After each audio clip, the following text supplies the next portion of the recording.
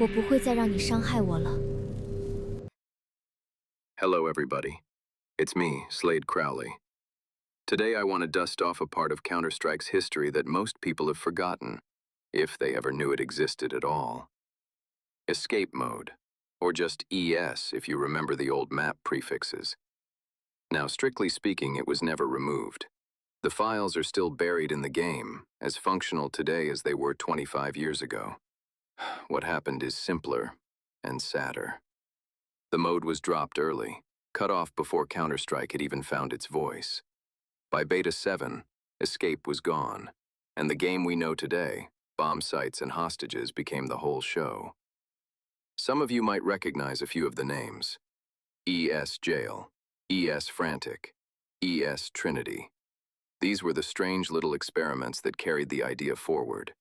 Not many maps, not much polish. But the concept was there, and I'd argue it deserved more than the quick burial it got. Here's the premise. Terrorists had to reach an exit before the clock ran out. The counter-terrorists had to stop them.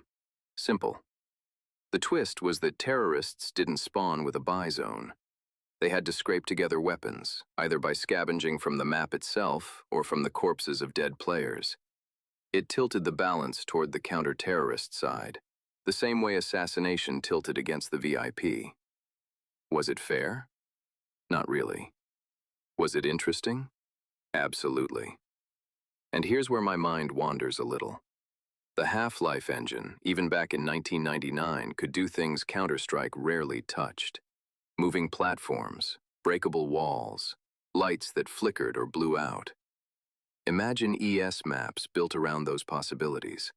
Not static corridors, but dynamic environments.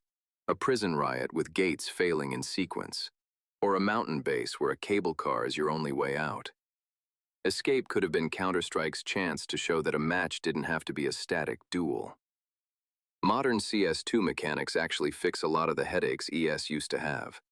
Volumetric smokes, for example, make scavenged grenades genuinely useful instead of just decorative.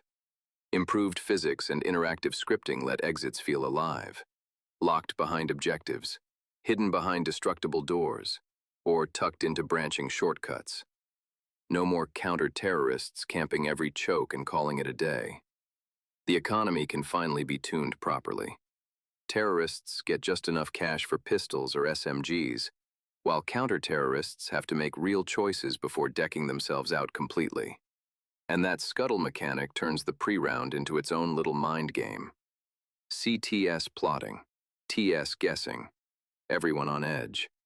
It's subtle, but it changes everything. If someone rebuilt ES today, the economy would need rewriting. Terrorists shouldn't spawn helpless, but they also shouldn't have rifles on tap. Give them a small stipend, enough for pistols or cheap SMGs. Place black market buy zones deeper in the map. That way the scavenger energy stays intact, but they're not cannon fodder. On the other side, counter-terrorists could stand to have thinner wallets.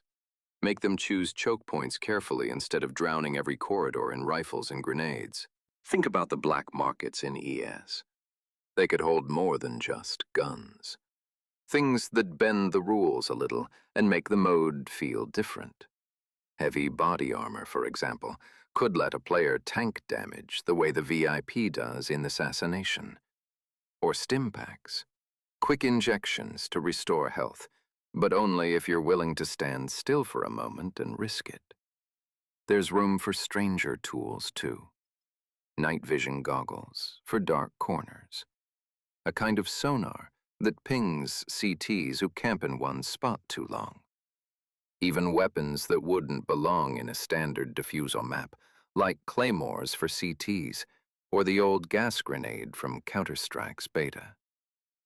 Imagine that with CS2's volumetric effects.